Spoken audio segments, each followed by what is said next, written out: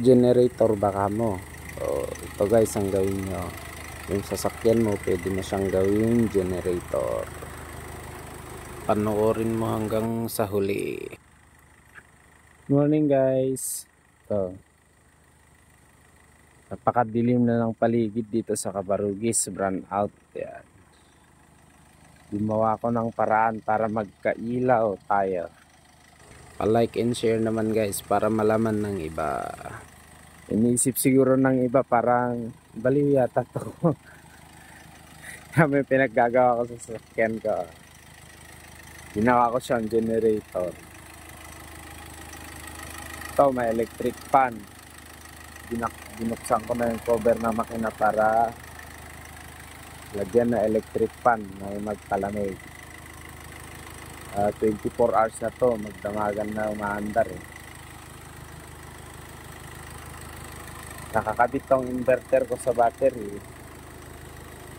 Kaya yan ang nagiging supply ng ilaw dito sa amin. Nagtataka siguro yung iba bakit hindi brand out dyan sa inyo. Ang lakas ng bagyo. Yan yung sa iba, sa mga kapitbahay dyan. Talagang brand out. Para-paraan lang. Kung gusto nyo ng paraan para magkailaw.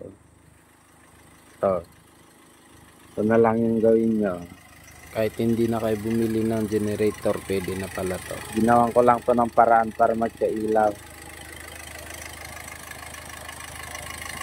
Ilagyan ko electric fan para may cooling system naman yung sasakyan. 24 hours na yan umaandar.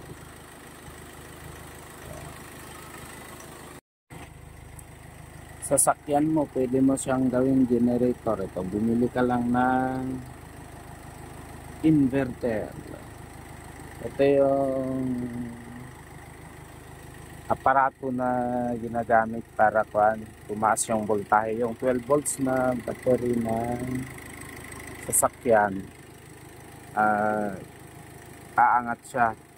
I-convert niya ng 220 volts para umilaw at gumana yung mga electric fan. Yung may electric fan, sinaksak ko dyan. Ginawa kong cooling system ng aking sasakyan ng electric fan para may nagpalamig sa makina kasi 24 hours na tong maandar.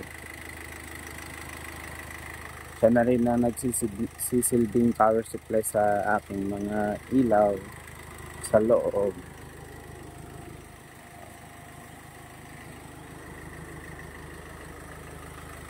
Dahil brand out dito sa amin dahil sa lakas ng bagyo. So, walang ilaw yung mga kapitbahay namin. Tanging mga ilaw lang na sumadaan na mga motor dito.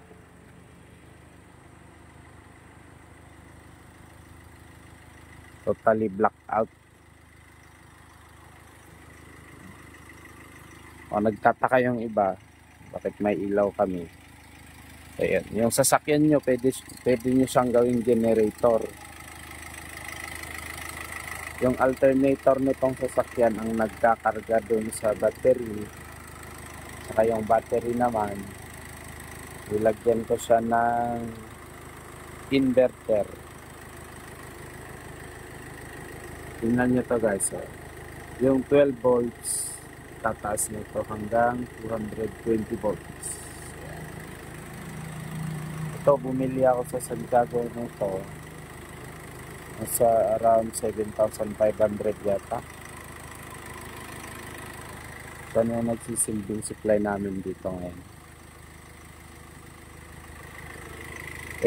Pwede nyong gawing generator yung mga sasakyan nyo guys. Basta bumili lang kayo nito.